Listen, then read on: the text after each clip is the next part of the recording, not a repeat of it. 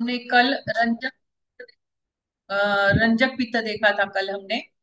अब उसके आगे देखते हैं।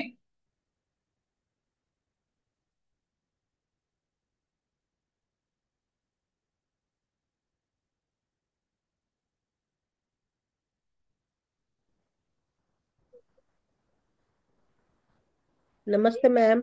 नमस्ते। सबको समझ में तो आ रहा है ना? हाँ जी मैम, समझ में आ रहा है। कोई कोई और उसमें ऐड कर सकता है तो कीजिए। हाँ, और किसी को ऐड करना हो तो ऐड कर सकते हो।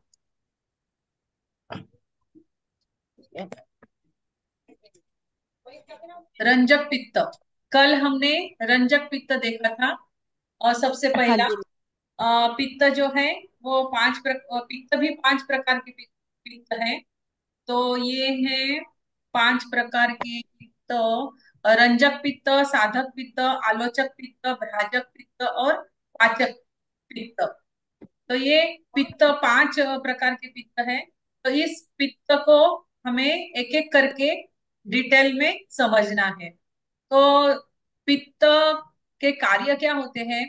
तो देखना, दर्शन यानी कि देखना। हम जो आईसाइड है हमारी, हम जो देखते हैं आंखों से, वो देखने का काम जो है वो पित्त के कारण ही होता है। पित्त में अगर गड़बड़ी है तो हमारी आंखों पर उसका असर होता है। फिर डाइजेशन, पचाना, जो भी हम खाना खाते हैं उसको उसका डाइजेशन करना, ये पित्त का काम है। शरीर की गर्मी को ठीक रखना, यानी कि बैलेंस रखना हीट को, ये भी पित्त का काम है।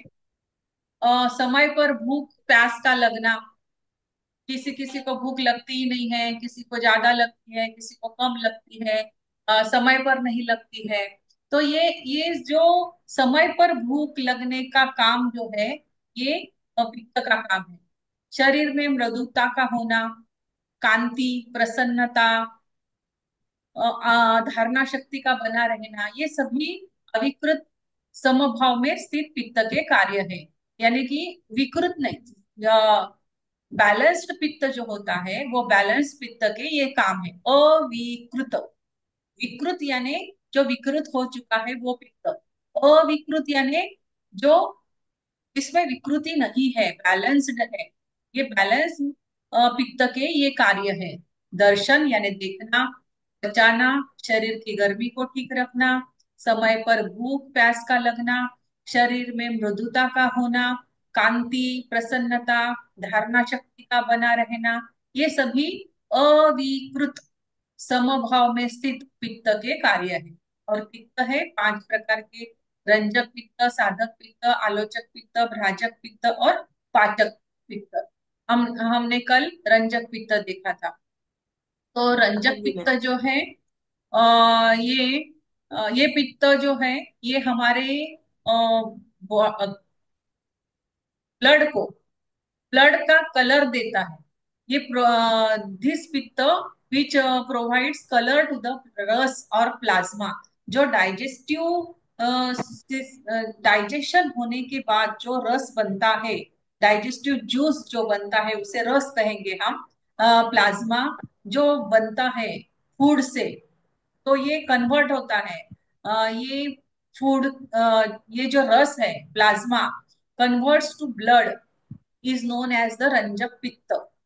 इसी को हम रंजक पित्त कहेंगे। जो कि डाइजेशन होने के बाद जो बना हुआ रस है, जिसे हम रस कहेंगे या प्लाज्मा कहेंगे, तो उसको ब्लड में कन्वर्ट करना और बनना, ये जो है ये रंजक पित्त का काम है।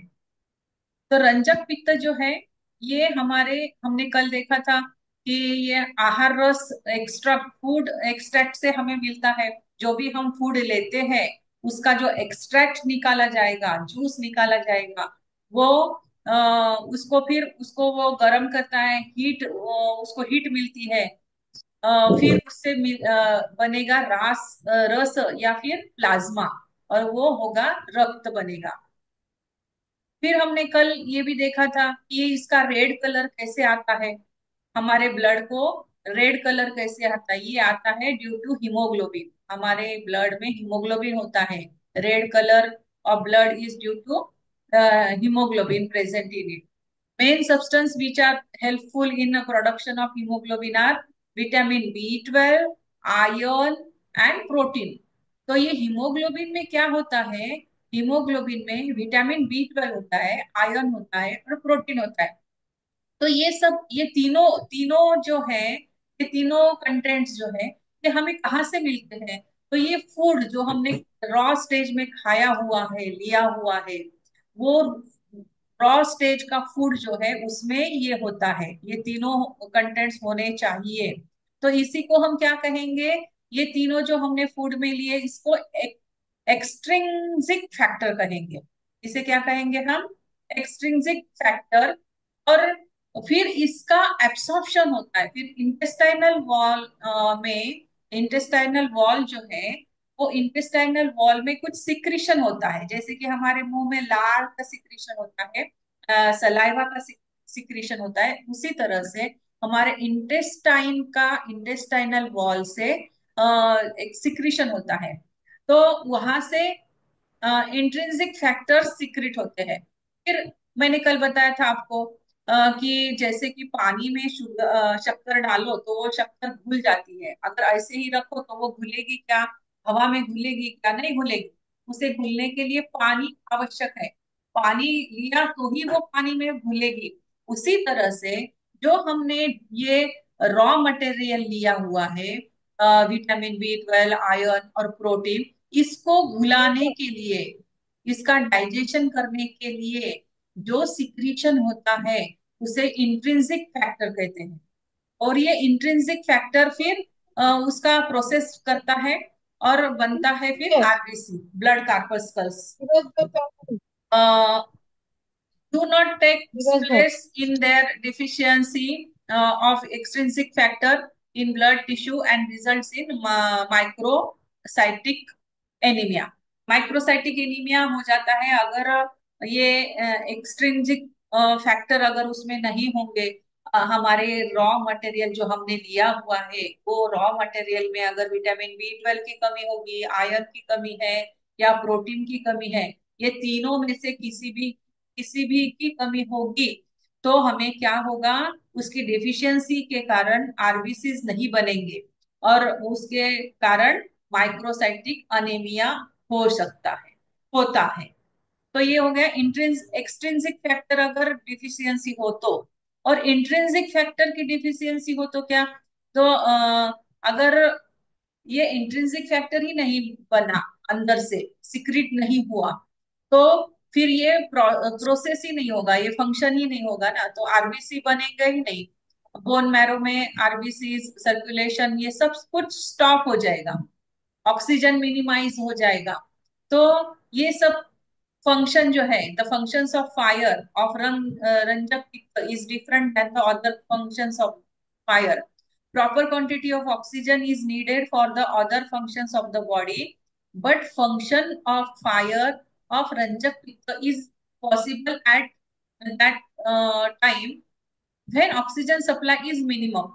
ऑक्सीजन मिनिमम ऑक्सीजन सप्लाई में भी इसका फंक्शन चलता है, इंट्रिंसिक इंट्रिंसिक फैक्टर का, इंटेस्टाइनल वॉल से जो निकल रहा है, ये रंजक पित्त का। At the time of production of RBC in bone marrow, जब आरबीसी बनता है बोन मैरो में, circulation stops in RBC of that place and due to this oxygen minimises. अब यहाँ पे ये प्रोसेस हो रहा है, ये प्रोसेस कहाँ हो रहा है? आरबीसी बनने का प्रोसेस। यहाँ पे क्या हो रहा है? आरबीसी बन रहा है। तो बनते टाइम जब ये बन रहा है, तो वहां पे थोड़ी देर के लिए वो स्टॉप हो जाएगा, आरबीसी सर्कुलेशन स्टॉप हो जाएगा। ये प्रोसेस होने के बाद फिर वो सर्कुलेशन होगा। और यहाँ पे ऑक्सीजन कम हो जाता है, मिनिमाइज हो जाता है, क्योंकि वहां पे ऑक्सीजन के कार्य वहां पे किया ना, तो ऑक्सीजन मिनिमाइज हो जाता है वहां। तो ये हो गया रंजक पित्त। तो एक्सट्रिंसिक फैक्टर यानी वहिस्थ तत्व, और इंट्रिंसिक फैक्टर यानी अ, उसके अंतस्थ तत्व, उसे क्या कहेंगे? अंतस्थ तत्व। एक्सट्रिंसिक यानी वहिस्थ और इंट्रिंसिक यानी अंतस्थ तत्व। तो ये हाँ। दोनों तत्व आवश्यक है। इसके फलस्वरूप ऑक्सीजन की अल्पता हो जाती है।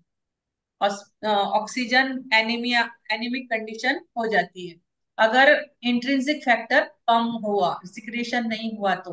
अभी रंजक पित्त के असंतुलन के लक्षण क्या है? तो यकृत रोग, पीलिया, खून की कमी, रक्त संबंधी विकार, तो ये सब ये रंजक पित्त के असंतुलन के कारण होता है। इम्बैलेंस अगर हो रंजक पित्त में तो ये विकार होते हैं, यकृत के रोग, पीलिया, जॉन्डिस जिसे हम कहते हैं, पीलिया, जॉन्डिस, खून की कमी, एनीमिक कंडीशन, रक्त संबंधी विकार, अलग अलग रक्त संबंधी जो विकार है, ब्लड कैंसर जैसा भी मैम हो। इफेक्टेड हो रहा क्या? है, इससे लीवर इफेक्टेड हो रहा है मैम। हाँ, साधक पित्त अभी साधक पित्त, ये तो कल का रिवीजन हो गया। अभी आज हम सीखने वाले हैं, देखने वाले हैं साधक पित्त। दूसरा, तो पित्त का दूसरा प्रकार है साधक पित्त। शरीर में उत्साह, प्रसन्नता और कार्यों को जो सिद्ध करता है उसे साधक पित्त कहते हैं। भय अथवा शूरता, क्रोध और अथवा हर्ष, मोह अथवा प्रसन्नता आदि द्वंद्व पित्त के अंतर्गत कुपित अथवा अकुपित अग्नि होते हैं। अर्थात साधक पित्त शूरता, हर्ष, प्रसन्नता और मानसिक क्रियाओं का संपादन करता है।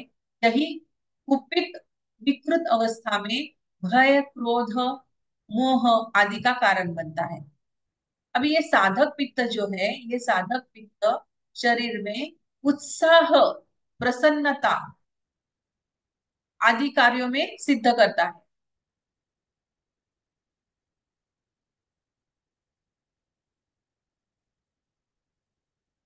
साधक, this is one of which produces enthusiasm and happiness etcetera in the body is known as the साधक पित्त।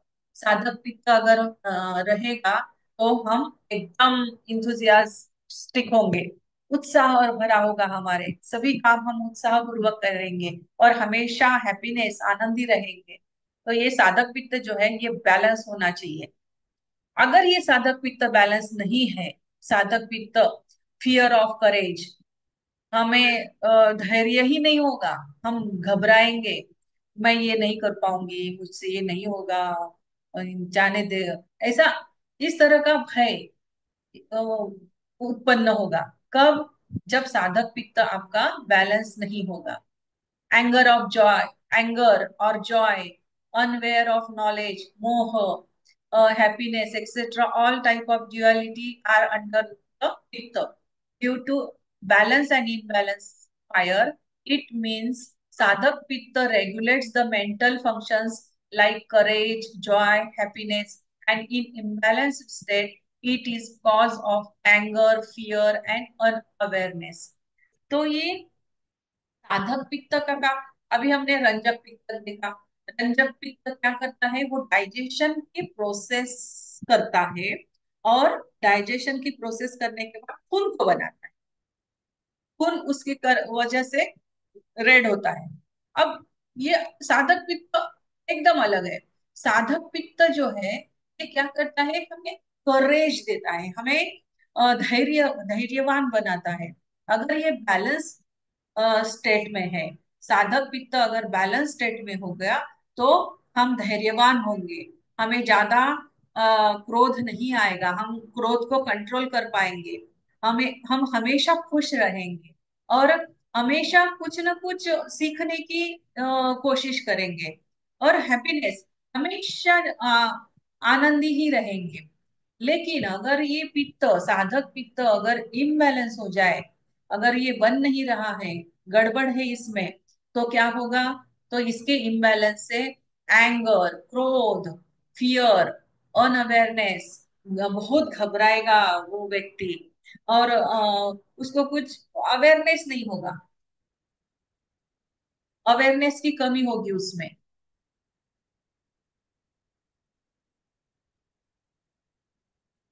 हृदय में स्थित पित्त की संज्ञा साधक पित्त है। अभी ये पित्त का स्थान कहाँ पे है?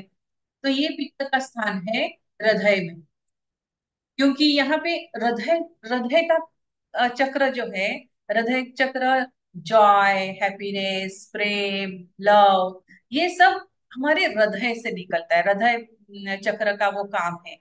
तो ये यहाँ पे क्या है, ये कौन सा वायु है, यहाँ पे उदान वायु भी है।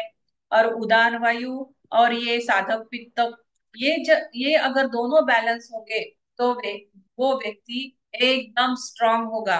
और स्ट्रांग यानी कि मनो विकार उससे कुछ भी नहीं होगा, उसकी मेंटल स्थिति एकदम अच्छी रहेगी। हृदय में स्थित पित्त की संज्ञा साधक पित्त है। यह पित्त अभी प्रार्थित वांछित मनोरथ को साधने वाला है। जो लोग हृदय चक्र को साध लेते हैं, तो वो कोई भी मनोरथ उनका पूरा होता है। वो कुछ भी कर सकते हैं, वो जो सोचते हैं वो होने लगता है, क्योंकि उनका बैलेंस है। उदान उदान वायु भी बैलेंस है और साधक पित्त भी बैलेंस है। तो ये बैलेंस होने चाहिए। तो उनके मनोरथ, पूरे वांछित मनोरथ जो भी वो चाहते हैं, वो सभी मनोरथ साधन सकते हैं वो लोग। अंततः सब मनोरथ सिद्ध करने वाले पित्त को साधक पित्त कहते हैं। तो हम किसे कहेंगे साधक पित्त? इसका नाम ही साधक है। साधक साधना क्यों करता है? साधक साधना इसलिए करता है क्योंकि उसे सभी सिद्धि प्राप्त करनी है, मोक्ष की प्राप्ति करनी है। और मोक्ष कब प्राप्त होगा? ये सब जो शोक, मोह, भय, हर्ष और मन के संबंधित सभी अवस्थाएं जो है, इसको पार करके जब वो आगे जाएगा, तो ही वो अच्छा साधक स्वामी बनेगा। तो ये साधक पित्त जो है, ये हमें आगे बढ़ाता है।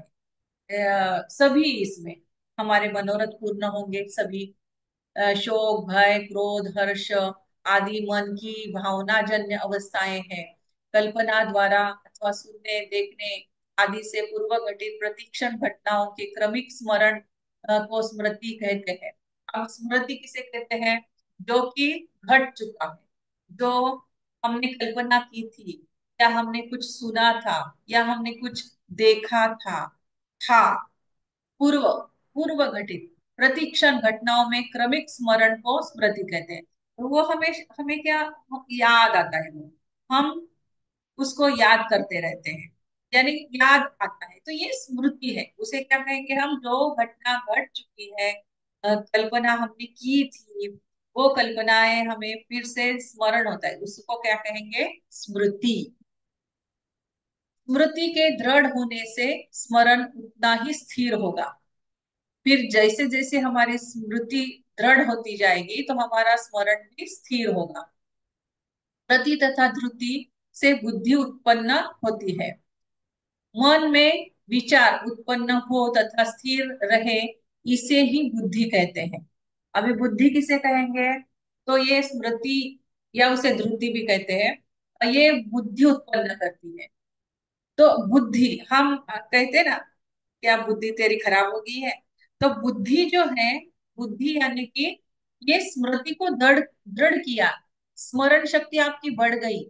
और बढ़ने की वजह से मन में विचार जो उत्पन्न हो रहे हैं वो स्थिर है, स्थिर है। तो स्थिर होने के कारण वो आपको उसका अवलोकन हो रहा है। जो भी आपने देखा है, पढ़ा है, सुना है, उसका अवलोकन होगा। वो आप अच्छी तरह से समझ पाएंगे, उसी को बुद्धि कहेंगे। इसलिए इंटेलिजेंस, रीजनिंग तथा करेक्ट एनालिसिस बुद्धि के पर्याय हैं। तो बुद्धि हमारी क्या करती है? इंटेलिजेंस, रीजनिंग, उसमें से वो सार निकालती है। ये मेंटली सब कुछ होता है। एनालिसिस करेगी, कुछ भी हमने कार्य करने के लिए लिया, तो उसका सब तरीके से एनालिसिस करेगी। ये कौन करती है? बुद्धि। ये बुद्धि के पर्याय है। मेधा तथा अभिमान आदि साधक पित्त के नियंत्रित होते हैं, साधक पित्त से नियंत्रित होते हैं। हमारी मेधा, मेधा शक्ति यानी कि हमारी स्मरण शक्ति, से मेधा भी कहते हैं, अभिमान, ये सब साधक पित्त से नियंत्रित होते हैं। साधक पित्त नियंत्रित हो तो हमारी मेधा शक्ति भी बढ़ती है और हम अभिमान पर कंट्रोल भी कर सकते हैं। ये समस्त कर्म मन द्वारा संपन्न होते हैं।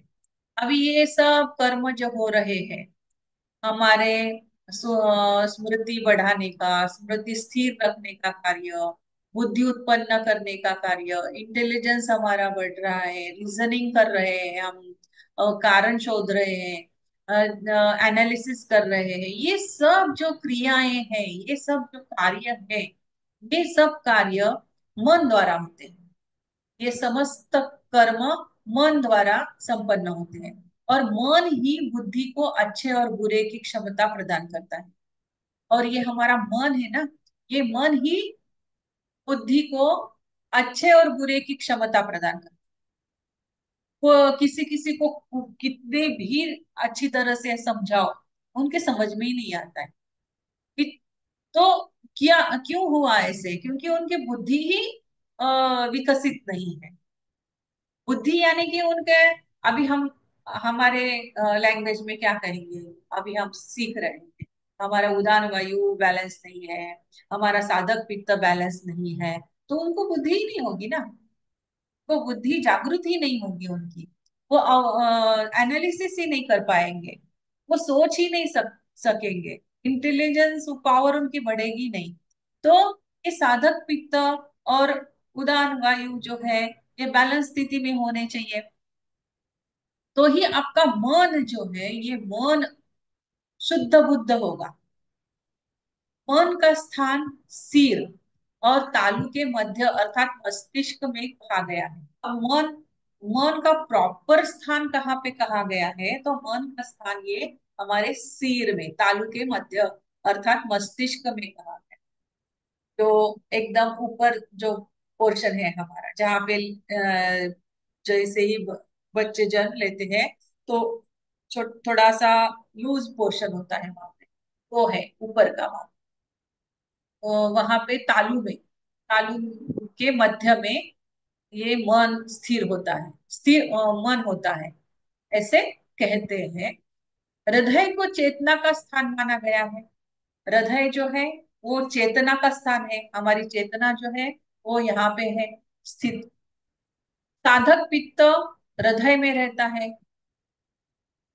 मन का कार्य क्षेत्र है, मन का कार्य क्षेत्र है और मस्तिष्क उसका भी कर्म क्षेत्र है। मन के कर्मों के लिए आवश्यक है, मन के कर्मों के लिए आवश्यक है कि हृदय अबाध गति से रक्त मस्तिष्क में पहुंचाता रहे। अभी ये जो पोर्शन है यहाँ पे क्या कहा है, हृदय को चेतना का स्थान माना गया है। अब हमारी चेतना जो है, जो कि हम जीवित है, जीवित है तो जीवित होने का कारण क्या है, क्योंकि हमारे अंदर चेतना अभी है। जब ये चेतना निकल जाएगी तो हमें मृत घोषित किया जाएगा, हमें शव कहा जाएगा। तो ये जो जिसकी वजह से हम जीवित है, तो वो है चेतना। और ये चेतना कहाँ है हमारे शरीर में, तो उसका स्थान कहाँ है, हृदय में है। चेतना का स्थान हृदय में है। साधक पित्त हृदय में रहता है और साधक पित्त कहाँ पे है, हृदय में है। और मन का कार्य कहाँ पे हो रहा है, वो तो मस्तिष्क में है। मन मन कहाँ पे बताया गया है, मन सिर या तालु के मध्य मस्तिष्क में कहा गया है। तो मन और बुद्धि, हमारा ब्रेन ही सर्व सब कार्य करता रहता है।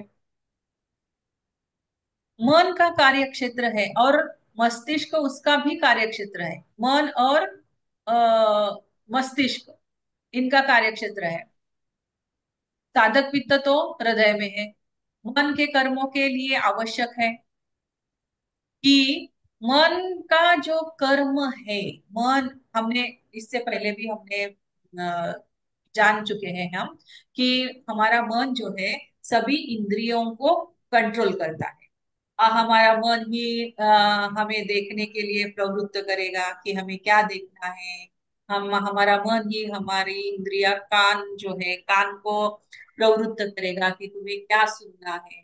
तो ये ज्ञानेंद्रिय, ज्ञानेंद्रियों को कंट्रोल करने वाला कौन है? तो मन है। तो ये मन के ज्ञानेंद्रियों के अनुसार ही कर्म है। तो ये मन के कर्म जो है, ये कर्म के लिए क्या आवश्यक है? हृदय अबाध गति से रक्त मस्तिष्क में पहुंचाता है। अब ये मन के सभी कार्य जो है, सुनना, खाना पीना, उठना बैठना, चलना फिरना, ये सब मन जो कर्म कर रहा है, ये सभी कर्म होने के लिए हृदय अबाधित गति से रक्त मस्तिष्क की ओर पहुंचाता रहना चाहिए। अगर ये मन को रक्त नहीं जाएगा, मस्तिष्क तक रक्त नहीं जाएगा, ये सर्कुलेशन नहीं होगा, तो फिर मन कार्य कर नहीं पाएगा। मस्तिष्क की ओर जाने वाला रक्त कुछ ही मिनटों के लिए रुके तो मस्तिष्क की कोशिकाएं, सेल निर्जीव इंफ्रैक्ट हो जाती है। अगर वहां तक रक्त नहीं पहुंचा, हमारे ब्रेन तक, ऊपर तक, मस्तिष्क तल हृदय तल से ऊंचा है। अभी मस्तिष्क का तल और हृदय तल, मस्तिष्क का तल ऊपर है, हृदय नीचे है, तो ये ऊपर है, ऊंचा है वो। हृदय को मस्तिष्क में रक्त पहुंचाने की चेष्टा करनी पड़ती है। फिर हृदय क्या करता है? ऊपर लेके जाता है, ब्लड को ऊपर लेके जाएगा, ऊपर उसको वो चेष्टा करनी पड़ती है, उसको पंपिंग करना पड़ता है, ऊपर पंप करना पड़ता है ब्लड। अंतः रक्त के कम दाब, हाइपोटेंशन से मस्तिष्क को पर्याप्त रक्त नहीं मिलता है। अगर हाइपोटेंशन की प्रॉब्लम है, यानी कि रक्त दाब कम है, आपका बीपी कम है, लो बीपी है, तो क्या होगा? रक्त ऊपर जाएगा नहीं। परंतु सामान्य से अधिक रक्तदाब, हाई बीपी अगर होगा, तो मस्तिष्क की रक्त वाहिनियां के फट जाने की भी भय बना रहता है। अगर हाई बीपी है किसी को, तो हाई बीपी के कारण क्या हो सकता है कि वो जोर जोर से पंप होगा, जोर जोर से पंप होगा और ऊपर जाएगा, और वो नाड़ियां फट सकती है। मस्तिष्क कोशिकाएं अपने कार्य के लिए आवश्यक ऊर्जा हीमोग्लोबिन में स्थित ऑक्सीजन से प्राप्त करती है। अभी ये मस्तिष्क में जो कोशिकाएं हैं, नर्व्स है, तो ये नर्व्स क्या करती है कि आवश्यक ऊर्जा हीमोग्लोबिन में उपस्थित, हीमोग्लोबिन क्या कर रहा है? वो ऑक्सीजन को ऊपर लेके जा रहा है। ऑक्सीजन उसमें, हीमोग्लोबिन में ऑक्सीजन मिक्स होता है लंग्स में। फिर ये ऑक्सीजन युक्त हीमोग्लोबिन सर्कुलेट होता है। तो ये हीमोग्लोबिन के अंदर जो ऑक्सीजन होता है, वो ऑक्सीजन ऊर्जा देता है ब्रेन को, हमारे मस्तिष्क को। साधक पित्त का कर्म क्षेत्र मस्तिष्क है। तो साधक पित्त का कर्म क्षेत्र क्या है फिर? मस्तिष्क है। परंतु हृदय भी इसमें प्रमुख भाग लेता है। मस्तिष्क एवं हृदय अपने कार्य के लिए दूसरे पर आश्रित रहते हैं। फिर ये हृदय और मस्तिष्क, ये दोनों एक दूसरे पे आश्रित हैं। उसने दिया तो उसे मिलेगा, उसने नहीं दिया तो उसे नहीं मिलेगा। वो नर्व इम्पल्सेस भेज नहीं पाएगा। तो ये दोनों एक दूसरे पे आश्रित है। संचिचार्थ हृदय च मूर्धना मूर्धा मनस्य, ईश्वर ने मनुष्य के सिर तथा हृदय को सींचा हुआ है। साधक पित्त के असंतुलन के कारण हृदय का अटैक, अनिर्णय की स्थिति, निर्णय नहीं ले पाते हैं, मनोभाव विकृत, इस तरह से प्रॉब्लम हो सकते हैं। हाँ, तो ये अ, असंतुलन के कारण तीन रोग बताए हैं। हार्ट अटैक आ सकता है, निर्णय नहीं ले पाएगा वो व्यक्ति, अनिर्णय की स्थिति हो जाती है, क्योंकि उसको कुछ सूझेगा ही नहीं ना। उसको ब्रेन में अगर रक्त पुरोठा नहीं होगा, रक्त नहीं जाएगा, ये साधक पित्त बैलेंस नहीं है, तो अनिर्णय की स्थिति होगी, मनोभाव विकृत होगा। और इंग्लिश में देख लेते हैं। रंजक पित्त,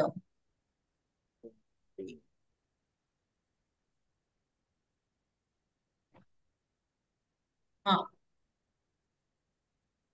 मैम इस वाले उसमें साधक विद में हार्ट और इसको ब्रेन को मतलब जोड़ के बताया गया है।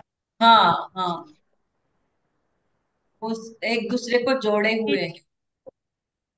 हाँ, क्योंकि हार्ट से जितने भी सारे वो हैं, क्रोध, मोह, लोभ, प्रसन्नता, वो सब उससे व्यक्त हो रहे हैं, और उसको ये ब्रेन मतलब जो मस्तिष्क है उसको कंट्रोल कर रहा है।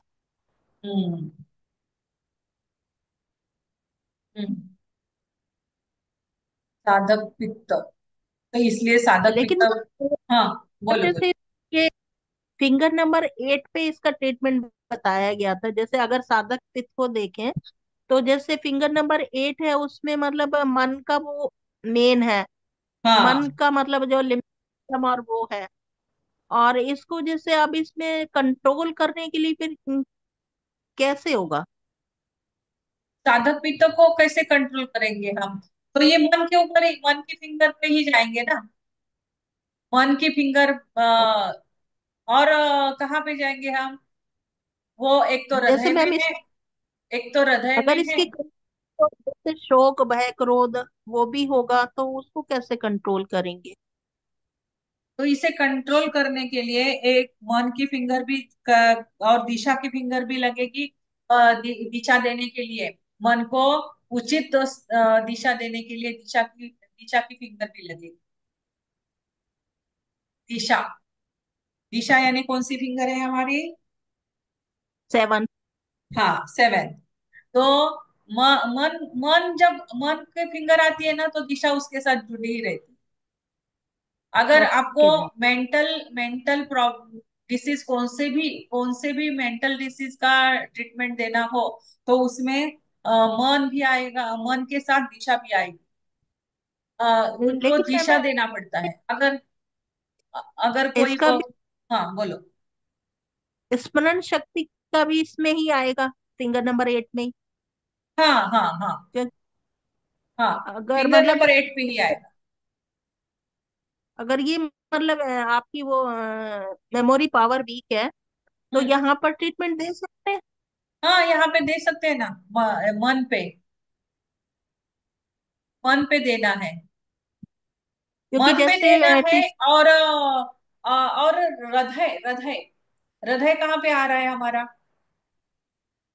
ये आयुर्वेदा तो के, मैम आयुर्वेदा के इस अनुसार हमारा हार्ट कहाँ पे है? स्मॉल फिंगर 2 पर। हाँ, स्मॉल फिंगर 2 पर आ रहा है। तो साधक पित्त का स्थान कहाँ पे है? हार्ट में है। साधक पित्त कहाँ है? हार्ट में है। तो हम क्या करेंगे? हार्ट यानी कि स्मॉल फिंगर के कफ जॉइंट, स्मॉल फिंगर का कफ जॉइंट, और हाँ मन जी। का, मन का भी पित्त जॉइंट हाँ लेंगे। अभी साधक साधक पित्त है ना ये, तो पित्त है तो हम हाँ मन के लिए क्या करेंगे? पित्त जॉइंट लेंगे।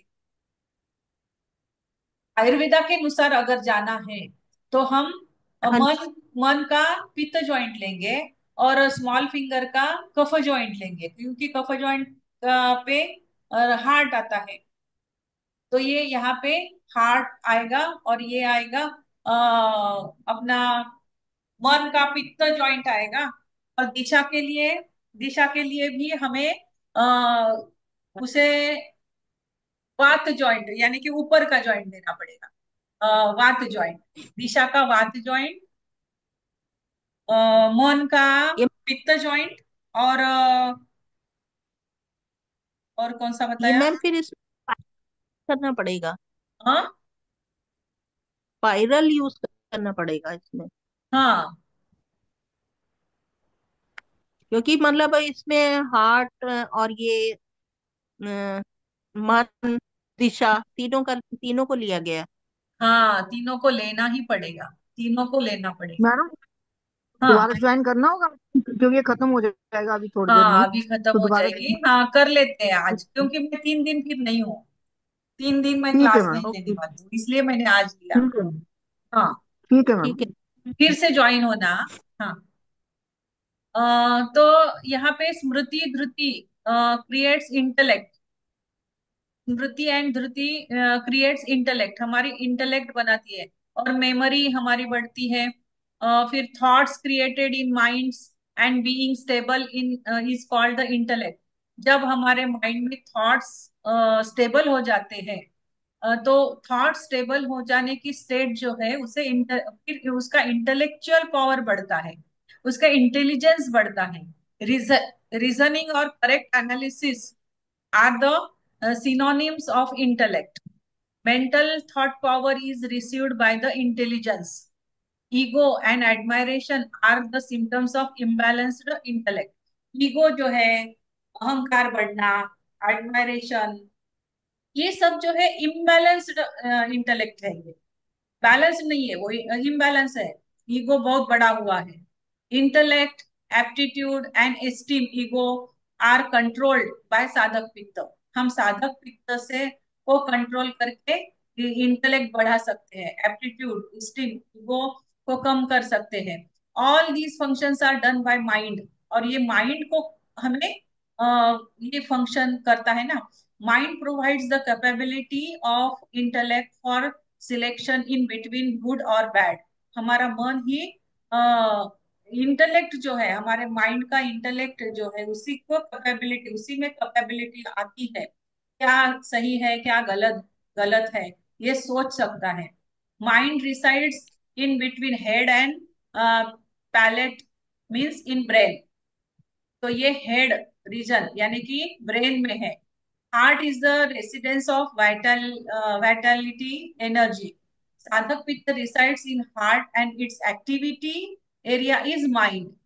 ये रहता हृदय में है और एक्टिविटी माइंड की करता है, और वर्किंग रीजन इज ब्रेन। ये रहता यहाँ पे है और कार्य ब्रेन में करता है, ये याद रखना है। ये रहता हृदय में है और कार्य ब्रेन में करता है। It is important to provide continuous blood supply to the brain for the function of mind. If blood flows down towards brain stops for some minute, the cells of brain infract, a level of brain is higher than the level of heart। अभी brain की level ऊपर है। Heart does not effort to provide blood to the brain. In hypotension, brain does not get blood in proper quantity, but in hypertension, there is a fear of rupturing the blood vessels of brain। एचबीपी और लो BP. एचबीपी में rupturing का डर रहता है कि blood vessels brain की